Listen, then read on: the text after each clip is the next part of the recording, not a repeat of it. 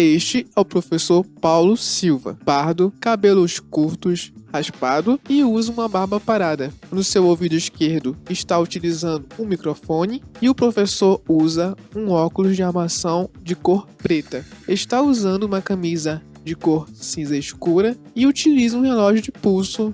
Está em frente a uma parede de cor verde e ao seu lado esquerdo está a televisão interativa. Seja bem-vindo ao Preveste UEA, sou o professor Paulo Silva, professor de matemática, e vamos trabalhar um assunto extremamente recorrente nos vestibulares da UEA, função quadrática, função do segundo grau. Bom, aqui está a definição de função quadrática, então nós temos que a função quadrática, também chamada de função do segundo grau, é uma função de R em R, né? Lembrando que esse cara aqui é o domínio, conjunto de saída, contra domínio, conjunto de chegada, que pode ser escrito na forma completa dela, como sendo y igual a x ao quadrado mais bx mais c. Forma completa, onde A, B e C são números reais, com A obrigatoriamente diferente de zero, que é exatamente o termo que dá o grau. Aqui estão alguns exemplos de função quadrática, observando os coeficientes A, B e C. Então, olha só, y igual a 1x ao quadrado, o valor de A é 1, B menos 5x mais C, nesse caso, C igual a 4. Essa função da letra B, menos 2x ao quadrado, observem que o A é menos 2, o B é igual a 1, 1 vezes x, menos 2 é o valor do C. Essas duas últimas, eu chamo a atenção para você que aquela função que é do segundo grau, apesar de ser a função do segundo grau, ela está na forma incompleta. Observem que eu posso escrever isso aqui como sendo x elevado ao quadrado, mais 0 vezes x, menos 9. Observe ainda que escrita na forma completa, o A é igual a 1, o B é igual a 0 e o C é igual a menos 9. Essa da letra D, eu posso escrevê-la como sendo x elevado ao quadrado, mais 6 vezes x, mais 0. Exatamente completando o polinômio, que é a função polinomial do segundo grau, o A igual a 1, o B igual a 6 e o C igual a 0. Observe que em todas elas, o termo independente, que é o C, foi explicitado. Na letra A, o C é 4, na letra B, o C igual a menos 2, na letra D, o C igual a menos 9 e na letra D, o C igual a 0. Ok? Estou apresentando agora para vocês, gente, uma forma bem rápida e objetiva de apresentar as raízes, as possíveis raízes da função do segundo grau, também chamada de função quadrática. Observem aqui no visual. As raízes da função quadrática f de x igual a x quadrado mais bx mais c são todos os valores reais de x que zeram a função.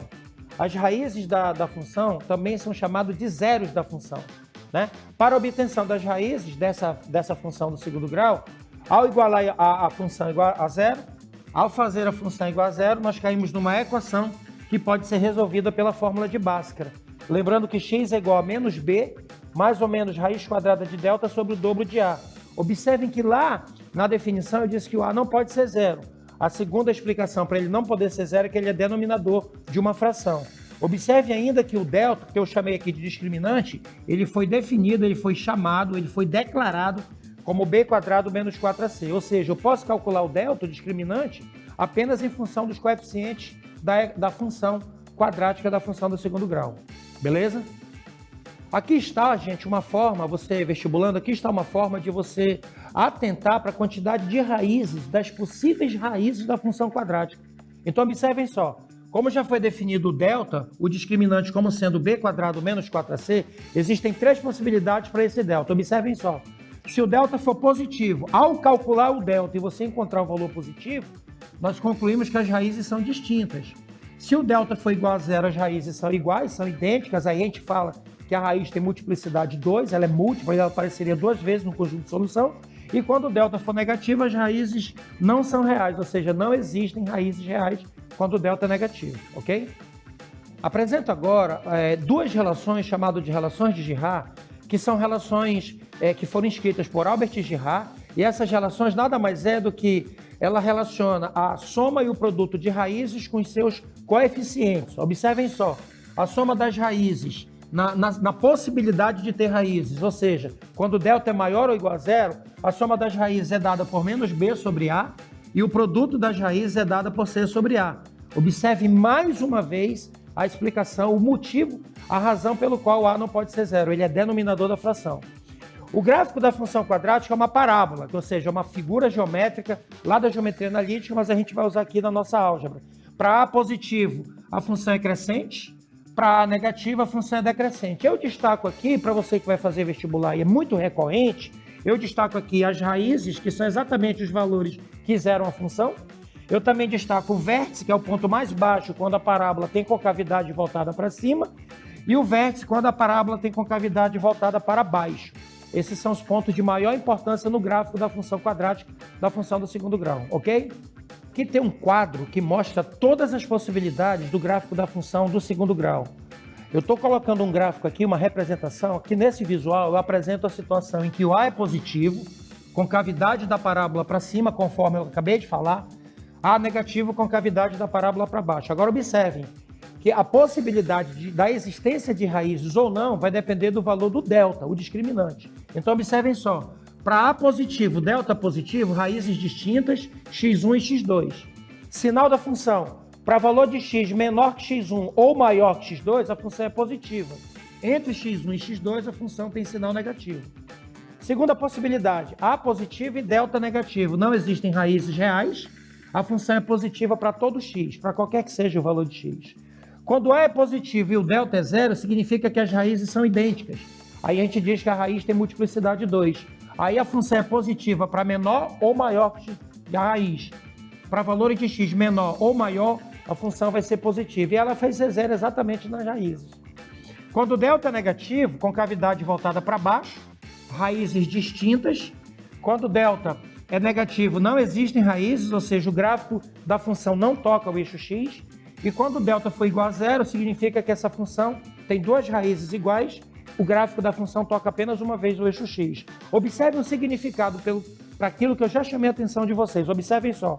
O significado geométrico das raízes da função quadrática são as abscissas dos pontos onde a parábola toca o eixo x. Tocou duas vezes duas raízes distintas, tocou uma vez raiz de multiplicidade 2, raízes iguais, e não tocou o eixo x, não existe a raízes reais. Aí está, não existe a possibilidade de ter raízes reais.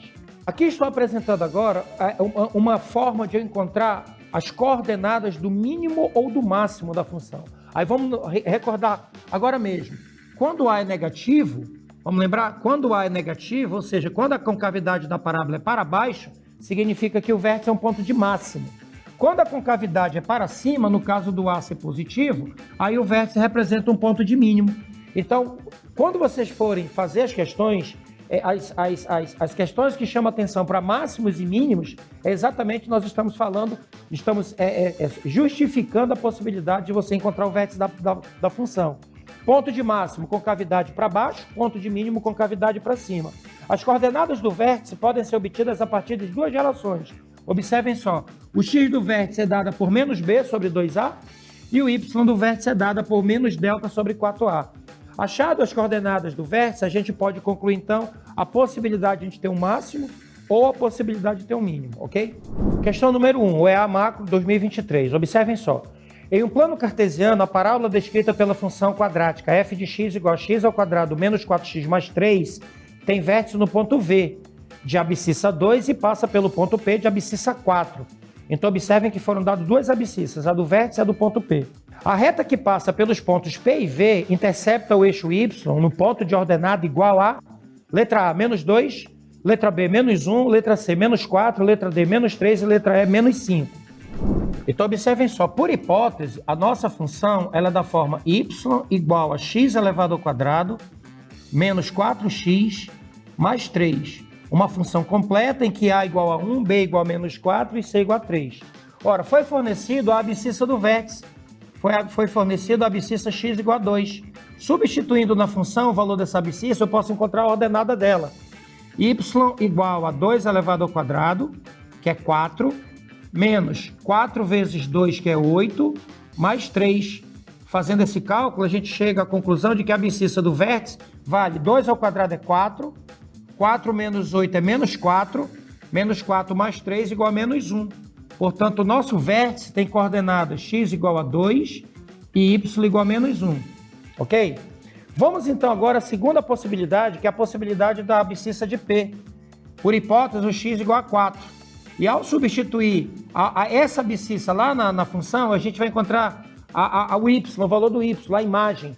4 elevado ao quadrado, menos 4 vezes 4, mais 3. Observem que 4 ao quadrado é 16, que cancela com 16. Então eu posso concluir que o y igual a 3. Logo, as coordenadas do ponto P, 4 e 3. Ora, como ele quer o ponto em que a reta toca o eixo das ordenadas, então esses 3 pontos, esse ponto que eu vou chamar de ponto M, esse ponto que eu vou chamar de ponto P e esse ponto que eu vou chamar de ponto P tem coordenadas conhecidas. O ponto M, 0y, o ponto V, 2 e menos 1, pelo gráfico, e o ponto P de coordenadas 4 e 3. Ora, como esses 3 pontos estão alinhados, obrigatoriamente o determinante formado por eles é igual a 0, lá da geometria analítica. Então vai ficar assim, ó, 0y, 2 e menos 1, 4 e 3. Repetindo as primeiras coordenadas, 0y. Então eu vou fazer o cálculo desse determinante bem aqui. Determinante vai ser igual a 0, 2 vezes 3 são 6, mais 4 vezes y, 4y. Na diagonal secundária eu troco o sinal, menos 2y, menos 4, mais 4, igual a 0. Ora, 4y menos 2y dá 2y. 6 mais 4, 10. Do outro lado, igual a menos 10. Portanto, eu chego à conclusão de que a ordenada, aonde essa reta toca o eixo das ordenadas, é menos 5. Resposta na letra E. Questão 2. A representação gráfica no plano cartesiano da função f de x igual a x² menos bx mais c, em que b e c são números reais, passa pelos pontos A, C e D. Sabendo que os pontos A e D possuem a mesma ordenada, ou seja, o mesmo valor para y, quais são as coordenadas do ponto D? Letra A, 5, 6, letra B, 6 e 0, letra C, 5 e 5, letra D, 6 e 5 e letra E, 6 e 6. Então, por hipótese, a função que foi apresentada é y igual a x elevado ao quadrado menos b vezes x mais c. Só que essa função ela passa pelo ponto A de coordenadas 0, 5. Então, vocês observem que x igual a 0 e y igual a 5. Substituindo, 5 é igual a x ao quadrado, 0 elevado ao quadrado, menos b vezes 0 mais c. Bom, como todo mundo aqui é 0 exceto C, eu chego à conclusão de que meu C é igual a 5. Beleza? Então, o outro ponto é o ponto C, de coordenadas 5, 0. Substituindo agora as coordenadas desse ponto lá, ficaria 0, que é o valor do y, é igual, o x é 5, 5 elevado ao quadrado, menos b vezes 5, 5b, mais o C, que é 5. Ora, trazendo 5b, fica que 5b igual a 25, que é 5 ao quadrado, mais 5, 30. Da onde eu concluo que o b é igual a 6. Logo, a função eu posso armar aqui do lado, já com os valores de b e c, vai ficar x elevado ao quadrado, menos o valor de b que eu acabei de achar é 6, 6 vezes x, mais o c, que é 5. E como ele disse que a ordenada de A é igual à ordenada de D, vou igualar. Vou igualar a ordenada de A, que é 5, com a ordenada de D. Ora, fazendo o cancelamento e colocando x em evidência, eu posso concluir que x que multiplica x menos 6 igual a 0. Daí eu concluo que ou x igual a 0, que vai dar exatamente o ponto A, ou x igual a 6, que vai dar as coordenadas do ponto D. Portanto, as coordenadas do ponto D são 6 e 5. Certamente eu marcaria aí a resposta na letra D.